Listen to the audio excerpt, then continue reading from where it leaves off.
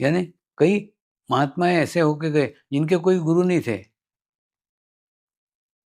तो कोई गुरु ना हो तो भी हमारा चल सकता है, हमारी प्रगति हो सकती है। लेकिन वो साक्षात प्रकृति के साथ जुड़े हुए थे, तो उनको अलग से गुरु करने की आवश्यकता ही नहीं थी। आपकी स्थिति ऐसी है क्या? नहीं है, आपकी स्थिति वैसी नहीं है। तो आपको आवश्यकता है बाबा गाड़ी की, आवश्यकता है गुरु की, आपको आवश्यकता है कोई माध्यम की। आप नेचर के साथ जुड़े हैं क्या? कई आप देखो ना, कई गुरुओं के अनुभव, उन्होंने कोई उनके सामने कोई घटना घटित हो गई, बस उतने से के अंदर ही उनका ध्यान लग गया। यानी उनकी चित्त की दिशा एकदम पवित्र थी, शुद्ध थी, उतनी आज आपकी नहीं है। इसलिए आपको आवश्यकता है गुरु की, आपको आवश्यकता है सामूहिकता की, आपको आवश्यकता है कलेक्टिविटी की। तो सेंटर पे जाना नियमित चालू करो, नियमित सेंटर पे जाओ। भले हफ्ते में 1 बार जाओ, लेकिन जाओ। हफ्ते में 1 बार तो सेंटर पे जाना ही चाहिए। तो उससे सामूहिकता के साथ आपका संपर्क रहता है और उसके बाद में सामूहिकता में, ध्यान में एक होता है ना, जैसे अपनी गाड़ी हम हर दफ़े सर्विसिंग को रखते हैं, वो गाड़ी अच्छी चलती है। उसी प्रकार से ये सेंटर मतलब सर्विसिंग सेंटर है। आप हफ्ते में 1 बार जाते हो तो आपकी देह रूपी गाड़ी की सर्विसिंग हो जाती है और सर्विसिंग होने के बाद में फिर हफ्ते भर नियमित चलती है। तो नियमित घर पे ध्यान करो और उसके बाद में 1 हफ्ते में तो भी रोज़ नहीं कर सके तो हफ्ते में सेंटर पे जाकर के ध्यान करो। ऐसा करोगे तो आपकी प्रगति होगी, आपका प्रोग्रेस होगा। दूसरा आज जीवन का एक और अनुभव आपके साथ शेयर करना चाहता हूँ कि गुरु के साथ जुड़ने का, गुरु के सानिध्य में जुड़ने का, गुरु के सूक्ष्म शरीर के साथ जुड़ने का खूब सरल मार्ग, खूब आसान मार्ग गुरु के कार्य का प्रचार है। गुरु कार्य का प्रचार एक आसान मार्ग है। देखिए, होता है ना, ध्यान सबका लगता ही है ऐसा नहीं है। ध्यान लगे ऐसी सबकी स्थिति रहती है ऐसा नहीं है। ध्यान में विचार आ सकते हैं, ध्यान में शरीर साथ नहीं दे सकता है, बुद्धि आड़े आ सकती है। लेकिन प्रचार कार्य में तो ये सब कोई तकलीफ़ें नहीं है। एक्चुअली प्रचार करना यानी क्या? आप प्रचार के माध्यम से उस गुरु के सूक्ष्म शरीर के साथ जुड़ते हैं। प्रचार किसका कर रहे हैं? वो स्थूल शरीर का? नहीं। सदैव याद रखो, आपको जो अनुभूति हुई है ना, वो अनुभूति भी सूक्ष्म शरीर के द्वारा हुई है। तो आप प्रचार भी ये करोगे, वो सूक्ष्म शरीर का करोगे, स्थूल शरीर का नहीं। स्थूल शरीर तो आज है, कल नहीं रहेगा। लेकिन सूक्ष्म शरीर अगले 800 सालों तक रहने वाला है।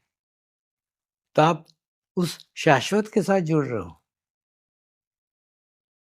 आप उस सूक्ष्म शरीर के साथ जुड़ रहे हो। जैसे आप प्रचार करते हो, आपका चित्त किसी पुस्तक के ऊपर नहीं जाता। आपका चित्त किसी निर्जीव चीज़ पे नहीं जाता।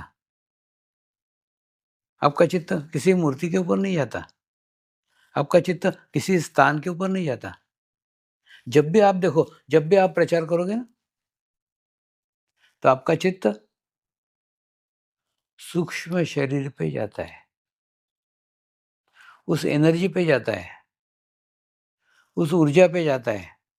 यही कारण है कि जब आप प्रचार करते हो, तो आपके माध्यम से वो ऊर्जा शक्ति बहने लग जाती है, और जब बहने लग जाती है तो आपकी भी सफाई कर देती है, आपके भी शरीर के दोषों को दूर करती है।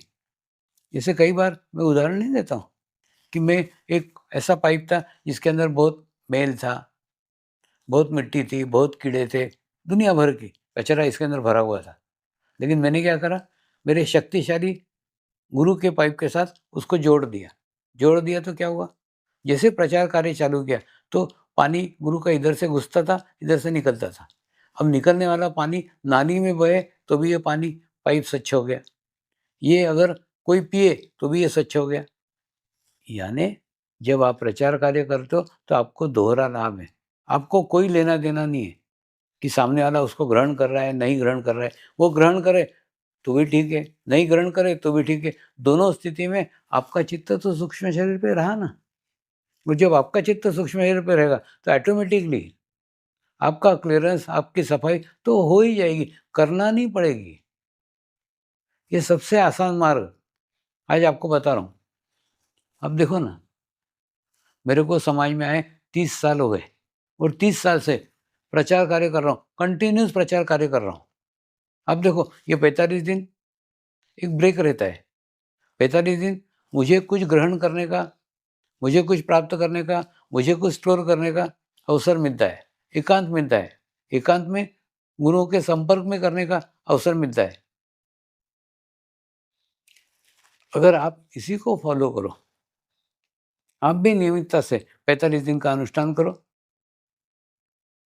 45 दिन आप अपने भीतर ऊर्जा को स्टोर करो, एकत्र करो। एकत्र करने के बाद में बाकी 320 दिन उसको बाँटो। देखो, क्या होता है, जब आप प्रचार कार्य करते हो ना, तो सूक्ष्म शरीर पे आपका चित्त रहता है, लेकिन वो चित्त तभी उसके ऊपर रह पाएगा जब आपका चित्त शुद्ध हो, आपका चित्त पवित्र हो, और दूसरा 45 दिन आपने नियमित रूप से उस चित्त पे कार्य किया हो। ये बहुत आवश्यक है। चित्त को शुद्ध किया हो, चित्त को पवित्र किया हो, तो आपको ना 45 दिन के इफ़ेक्ट दोनों तरफ मिलेंगे। 45 दिन में भी मिलेंगे, अनुष्ठान में भी मिलेंगे, और उसके बाद में जब प्रचार कार्य करोगे तब भी मिलेंगे। ये कुछ मैं किताबों की बातें नहीं कर रहा हूँ। ये मेरे जीवन में आए हुए अनुभव हैं। और दूसरा, जो पुराने साधक हैं उनको पूछो ना कि इस सब की शुरुआत, प्रचार कार्य की शुरुआत कितने सामान्य तरीके से हुई थी, कितने छोटे स्तर पे हुई थी, कितने निचले स्तर पे हुई थी। कोई, मेरे पास पेपर्स नहीं थे, कागज़ नहीं थे, सम्मान पत्र नहीं थे, किताबें नहीं थी, साहित्य कुछ भी नहीं था, कुछ भी नहीं था, एकदम खाली था। और ऐसे खाली स्तर पे, और दूसरा कोई पहचानने वाले भी नहीं थे, कोई जानते भी नहीं थे। हिमालय से जब मुंबई में आया ना, कोई भी नहीं जानता, कोई पहचानता तक नहीं था। उसके बावजूद भी धीरे-धीरे, धीरे-धीरे जैसे-जैसे कार्य करता गया, वैसे-वैसे प्रगति होती गई, प्रोग्रेस होती गई। और दूसरा, लाखों लोगों को यह अनुभूति प्राप्त हुई है। एग्ज़ैक्ट इसकी संख्या कोई नहीं बता सकता, कोई ट्रस्टी नहीं बता सकता, कोई सेंटर नहीं बता सकता, कोई देश नहीं बता सकता कि एग्ज़ैक्ट कितने साधक हैं। लाखों के अंदर साधकों की संख्या है, तो साधकों की संख्या भी किसी को पता नहीं। दूसरा, कई देश ऐसे हैं जिन देशों में कोई साधक पता ही नहीं रहते, और जैसे मैं जाता हूँ सब एकदम खड़े हो जाते हैं, यानी वहाँ रहते हैं, लेकिन सोए हुए रहते हैं। उनको जगाने की, उनको जगने की अत्यंत आवश्यकता है। और दूसरा, इसमें कुछ भी तो करने का नहीं है। प्रचार कार्य करने का यानी क्या? कु प्रचार कार्य से आप किसी भी माध्यम से जुड़ सकते हो। जैसे सवेरे व्हाट्सएप अभी तो बंद है, लेकिन आएँगे वो इसके बाद में, महाशिवरात्रि के बाद, तो वो मैसेज को आप स्प्रेड करने का, सबको, एक तो वो मैसेज को पढ़ने का, और दूसरा, नाभि चक्र अभी भी जितना खुलना चाहिए ना साधकों का, उतना खुला नहीं है। कोई अच्छा आर्टिकल आता है, कुछ अच्छा मैसेज आता है ना, पढ़ के खुश हो जाते हैं, हाँ, बहुत अच्छा, बहुत अच्छा। उसके बाद में उसको स्प्रेड नहीं करते, उसको भेजते नहीं हैं। अरे बाबा, कोई संदेश आपको ज़्यादा अच्छा लगा ना, तो उसको दूसरों को बाँटो ना। बाँटने के लिए नाभि चक्र विकसित होना चाहिए, नाभि चक्र विकसित नहीं है ना, तो उसके कारण जो भी अच्छा मिलता है, अपने को लेके बैठ जाते हैं। अच्छा अच्छा, या तो भेजेंगे ना, तो अपने-अपने रिश्तेदारों को भेजेंगे, अपने-अपने मित्रों को, माने सब जगह नहीं भेज पाते। एकदम लिमिटेड लोगों के अंदर रहते हैं। लेकिन ऐसा है क्या? ऐसा रहता तो मैं भी हिमालय के ऋषि-मुनियों को लेके वहीं बैठे रहते। ऐसा नहीं क्या? उसके बाद में यहाँ आने के बाद में फिर धीरे-धीरे प्रचार कार्य प्रच अ, माने एकदम अगर कोई तटस्थ होके देखे ना, तो ये पूरे कार्य की प्रगति को, तो सिर्फ़ प्रचार कार्य से सारी प्रगति हुई है। ये एकदम आज मैं मेरे जीवन का रहस्य बता रहा हूँ। आप भी उसको अपनाओ। ध्यान नहीं करते आता मत करो, प्रचार तो करो। प्रचार करते ध्यान कब लग जाएगा, तो आपको पता नहीं चलेगा। तो कहने का अर्थ है, प्रचार कार्य भी एक बहुत अच्छा माध्यम है, जिस माध्यम से आप प्रगति कर सकते हो, आपकी प्रोग्रेस हो सकती है। और दूसरा, कितना अच्छा है ना, ये एक ऐसा माल है जो आप बेचने जाओ, बिका तो भी आपको फ़ायदा है, नहीं बिका तो भी आपको फ़ायदा है। जैसे होता है ना, आप कोई चीज़ बेचने के लिए जाओ, आपको प्रॉफ़िट तब होगा जब वो बिकेगा। हाँ, इसके अंदर तो ऐसा है कि आप बेचने जाओ, प्रॉफ़िट हुआ तो भी ठीक है, बिका तो भी ठीक है, नहीं बिका तो भी ठीक है। दोनों स्थिति में आपका प्रोग्रेस क्यों? क्योंकि जिस प्रकार से एक स्वच्छ पानी पाइप में से गुज़रता है, तो पाइप को स्वच्छ करता ही है, पाइप की गंदगी हटाता ही है, पाइप के कीड़े दूर करता ही है। बिल्कुल ठीक है ये। जैसे ही आप प्रचार करते हैं, तो आपके अंदर से परम चैतन्य जाता है, निकलता है, जाता है, निकलता है। उसमें आपकी सफाई तो हो जाती है, आपके चक्रों की सफाई हो जाती है, आपके शरीर की सफाई हो जाती है, आपके अंदर प्रोग्रेस होना चालू हो जाती है। आप करके तो देखो, कुछ तो करो, कुछ भी नहीं करते, देख के बैठ जाते हो, बैठ के नहीं होगा। कोई भी मैसेज आया, कोई भी संदेश आया, उसको स्प्रेड करो ना। और दूसरा, आप कल्पना करो ना कि 10 लोगों को भी आप करो, नियमित पकड़ो कि एक 10 लोग हैं, 10 लोगों को मैं नियमित करूँगा, तो भी कितना सारा बढ़ सकता है। और दूसरा,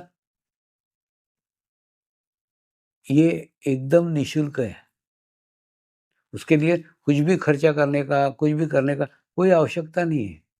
और दूसरा, अभी खूब व्यवस्थित हो रहा है, अभी प्रचारकों का टीम तैयार हो रहा है। सब माने जो सिस्टमैटिक तरीके से अभी 30 साल नहीं हो पाया ना, वो अभी सिस्टमैटिक तरीके से हो रहा है। प्रचारक तैयार हो रहे हैं, मैनेजर्स तैयार हो रहे हैं, माने सबके ट्रेनिंग चल रहे हैं। और वो ट्रेनिंग के अंतर्गत ट्रेनिंग करके जब वो बाहर आएँगे ना, तो सब व्यवस्थित रूप से चलाएँगे। उनको पहले अनुभव होगा, अभी अनुभव नहीं है। तो आवश्यकता है, आपको अगर इच्छा है प्रचारक होने की, तो आप प्रचारकों के उस ट्रेनिंग में आओ ना। उसको जॉइन करो ना, जॉइन करने के बाद में पूरा आपको सारे एंगल से एक बस मेन में मेरा क्या कहना रहता है, बाहर जाओगे ना, किसी भी गुरु की निंदा मत करो। साधारणतः अपन जैसे जाते हैं ना, तो कोई तो भी बताता है, अरे ये गुरु तो ऐसे, वो कोई उस गुरु को मानते रहता है ऐसा नहीं, वो सिर्फ़ कुछ तो बोल लेगा तुमको, तो बोलते रहता है। उधर ध्यान मत दो, किसी भी गुरु का नहीं।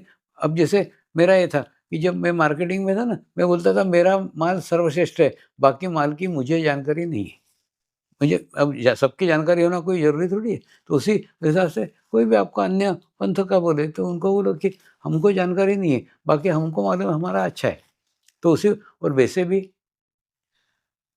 मैं ना मेरे इसमें संतुष्ट था, तृप्त था, तो मैंने कहीं पे भी कहीं जाने का टाइम ही नहीं मिला। मतलब कहीं पे, और जो कुछ जाना है ना दूसरे इसके बारे में, वो तो लोगों ने आके समझाया, लोगों ने आके बताया, तो बताया। बाकी मेरे को खुद को जाने की ना इच्छा थी, ना जाता था, कुछ भी नहीं था। दूसरा, मैंने आपको जो बताया कि एक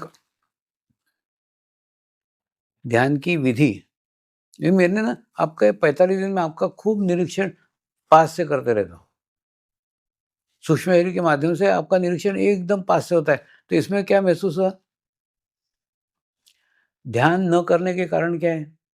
देखिए, जिन्होंने भी ध्यान सीखा है ना, वो सबका एक वो रहेगा, नहीं ध्यान बहुत अच्छा है, एक। दूसरा, माने उनको विरोध नहीं है किसी को भी, क्योंकि इसमें विरोध करने सरी का कुछ है ही नहीं, एक। दूसरा, उनको सिर्फ़ क्या लगता है, मेरा ध्यान लगता नहीं है। मेन 90% साधकों का कंप्लेंट क्या होगा? ध्यान क्यों नहीं कर पाते? ध्यान लगता नहीं है। इसके 2 कारण हैं। एक तो अपेक्षा लेके इस मार्ग में मत आओ। मैं बार-बार बोलते रहता हूँ, अपेक्षा लेकर के इस मार्ग में मत आओ। आप अपेक्षा लेकर के आते हो। ये काम होना चाहिए, वो काम होना चाहिए, वो काम होना चाहिए। दूसरा, जो काम लेके आए हो ना, वो काम तो हो जाते हैं और काम के बाद में ध्यान छूट जाता है। तो वैसा प्रकार है कि कोई अपेक्षा लेके मत आओ ना। तो एक तो क्या होगा, आप स्थायी रूप से कर पाओगे। दूसरा, ध्यान को शौक बनाओ ना। ध्यान को शौक बनाओ कि ध्यान करना अब मुझे अच्छा लग नहीं, क्या हो रहा है? मेरे को तो सब दिख रहा है, जिनका प्रगति हुआ है, जिनको प्रोग्रेस हुआ है, जिनको कर्म मुक्त अवस्था प्राप्त हो गई है।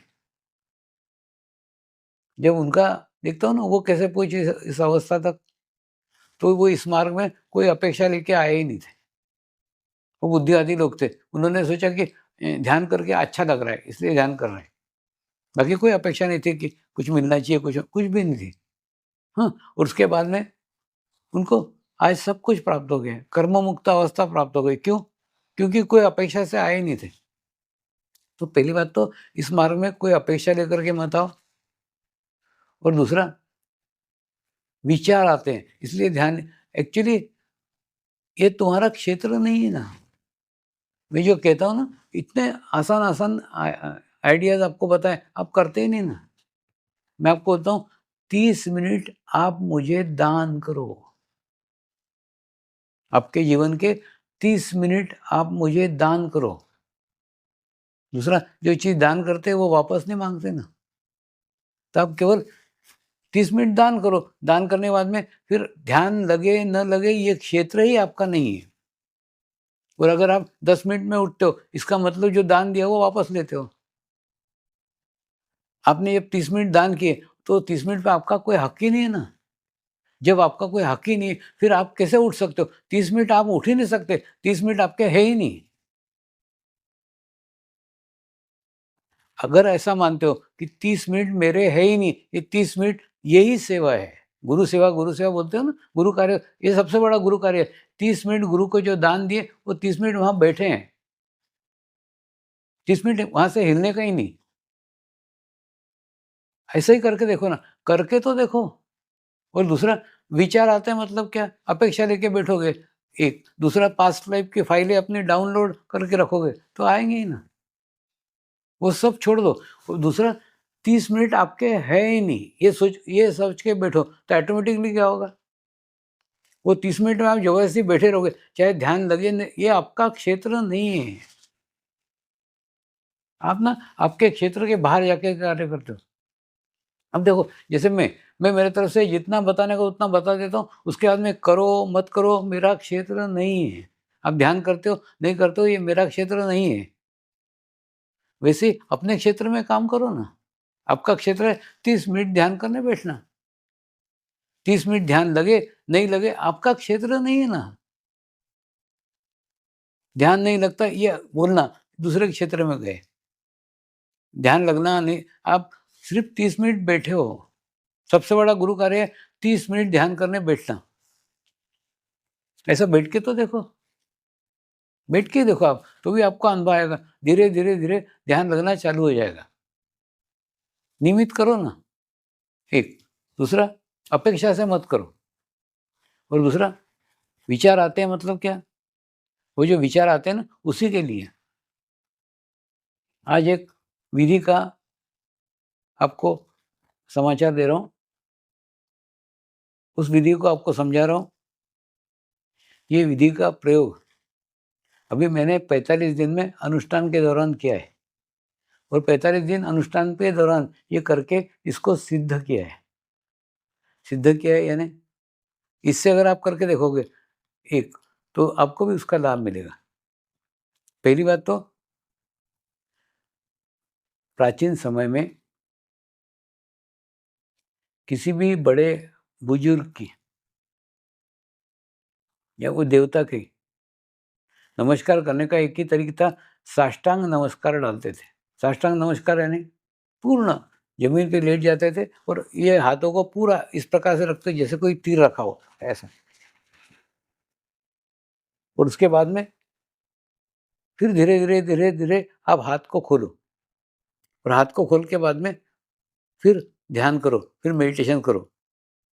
दूसरा, आज तो आपको पॉसिबल नहीं होगा क्योंकि जगह की कमी होगी। आप जहाँ बैठे हो वहाँ नहीं कर सकते हो।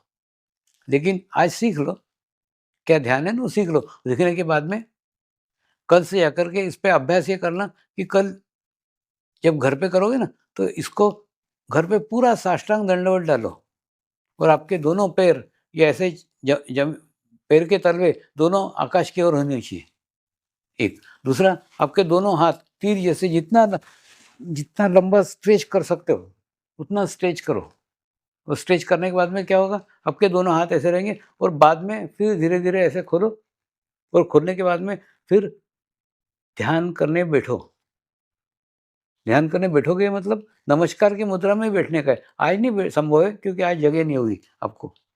आज तो जैसे नॉर्मल बैठते हो वैसे बैठो, लेकिन कल से ये प्रयोग करके देखो ना कि उसके बाद आप देखो प्रत्येक चक्रों के ऊपर आपको स्पंदन महसूस होगा और उसके बाद में धीरे-धीरे आप देखोगे एक-एक चक्र पे स्पंदन बढ़ते जाएगा, बढ़ते जाएगा, बढ़ते जाएगा, बढ़ते जाएगा और अंत में जाके सहस्त्रार चक्र पे जाके और आप कल्पना करो ना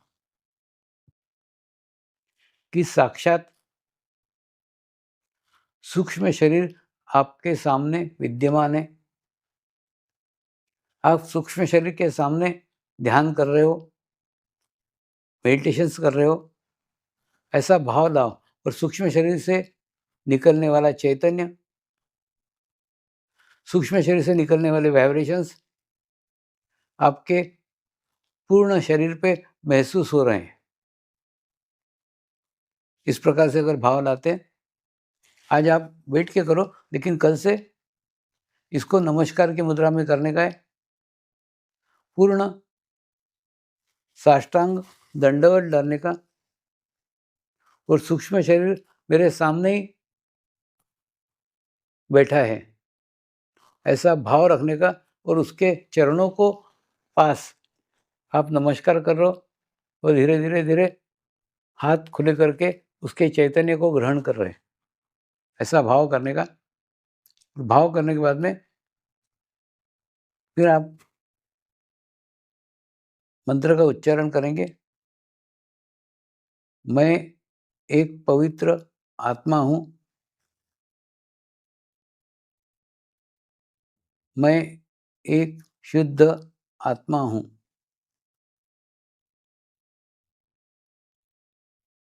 मैं एक पवित्र आत्मा हूँ। मैं एक शुद्ध आत्मा हूँ। मैं एक पवित्र आत्मा हूँ।